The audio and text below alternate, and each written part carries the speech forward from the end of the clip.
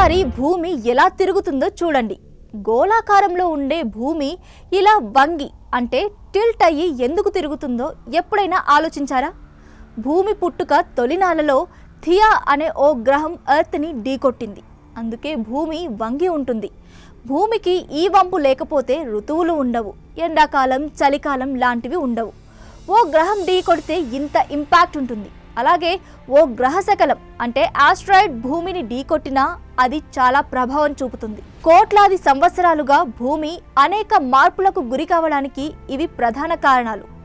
అలాంటిది మరోసారి అలాంటి ముప్పే భూమికి ఉందని నాసా సైంటిస్టులు హెచ్చరిస్తున్నారు. నాసాతో పాటు యూరోపియన్ స్పేస్ ఏజెన్సీలు ఓ ఆపదను గుర్తించాయి. ఓ గ్రహశకలం భూమిని ఢీకొనే అవకాశం ఉందట. 2032 డిసెంబర్ 22న ఇలా జరిగే ఛాన్స్ ఉందని సైంటిస్టులు వార్నింగ్ ఇస్తున్నారు. నాసా లెక్కల ప్రకారం ఈ గ్రహశకలానికి భూమిని తాకే అవకాశం 1 నుంచి 2% మాత్రమే ఉంది. అయితే ఇది ప్రస్తుత అంచనా మాత్రమేనని సైంటిస్టులు క్లారిటీ ఇస్తున్నారు. గ్రహశకలం కదులుతున్న తీరు తర్వాత ఏ దిశలో మారుతుందో చెప్పలేమని స్పష్టం చేస్తున్నారు. గతంలోనూ ఊహించని విధంగా కొన్ని గ్రహశకలాలు భూమిని ఢీకొట్టాయని గుర్తు చేస్తున్నారు. అయితే అందుకే ప్రపంచ వ్యాప్తంగా ఖగోళ శాస్త్రవేత్తలు ఈ గ్రహశకలాన్ని నిశితంగా పరిశీలిస్తున్నారు. ఈ గ్రహశకలం ముప్పు టొరినో స్కేల్ పై 3వ స్థాయిగా రికార్డయింది. టొరినో స్కేల్ అంటే గ్రహశకలాలు భూమిని ఢీకొనే అవకాశాన్ని అంచనా వేసేందుకు శాస్త్రవేత్తలు ఉపయోగించే ఒక పరికరం. ఇది 0 నుంచి 10 రేంజ్ను కలిగి ఉంటుంది. అయితే స్థాయిని దాటితే చాలా జాగ్రత్తగా ఉండాలని అర్థం. అందుకే సైంటిస్టులు ఈ గ్రహశకలంపై ఎక్కువగా దృష్టి సారించారు. ఊహించని విధంగా లెక్కలు మారితే టొరినో స్కేల్ పై ప్రమాద సూచి మరింత పెరగవచ్చు. ఈ గ్రహశకలం 40 నుంచి 100 మీటర్ల మధ్య వ్యాసం కలిగి ఉంటుంది. అంటే ఓ నగరాన్ని మట్టి కలిపే శక్తి ఈ గ్రహశకలానికి ఉంది. ఇది ఒకసారి భూమిని తాకితే 10 మెగాటన్నుల TNT పేలినంత శక్తి విడుదలవుతుంది. TNT అంటే ఒక పేలుడు పదార్థం. అందుకే ఈ గ్రహశకలం భూమిని తాకినప్పుడు దాని ప్రభావం 50 కిలోమీటర్ల వరకు ఉంటుంది. అక్కడ పరిసర ప్రాంతాలు నాశనం అవుతాయి.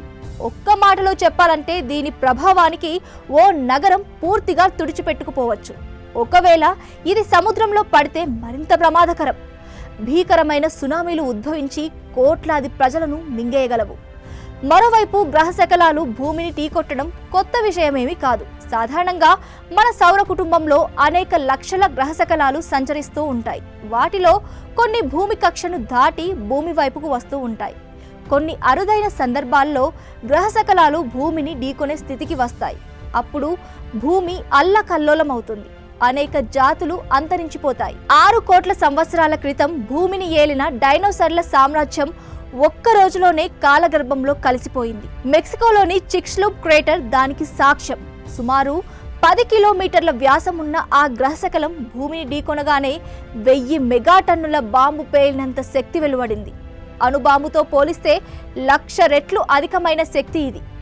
గాలిలో వేడి, అగ్నికీలలు, ప్రళయ తుఫాన్లు, అంతకు మించి భూమి పొరలను తాకిన భీకరమైన సునామీలు, ఇలా అన్నీ కలిపి చాలా జీవులను నాశనం చేశాయి. 1908లో సైబీరియా తుంగస్కా ప్రాంత వాతావరణంలోకి ప్రవేశించిన ఓ గ్రహశకలం ఒక్కసారిగా పేలింది. భూమిపై 2000 చదరపు కిలోమీటర్ల ప్రాంతాన్ని ఈ పేలుడు ధ్వంసం చేసింది. అటవీ మంటలు భారీగా చెలరేగాయి. 100 ఏళ్లు దాటినా ఆ ప్రాంతంలో ఇప్పటికీ పేలుడుకు సంబంధించిన స్పష్టమైన ఆనవాళ్లు కనిపిస్తాయి. ఇక 2013లో రష్యా చెలియాబింస్క్ ప్రాంతంలో 20 మీటర్ల వ్యాసం ఉన్న గ్రహశకలం భారీ శక్తిని విడుదల చేసింది. ఇది సుమారు హిరోషిమా వద్ద పేలిన అణుబాంబు విడుదల చేసిన శక్తి కంటే 30 రెట్లు ఎక్కువ.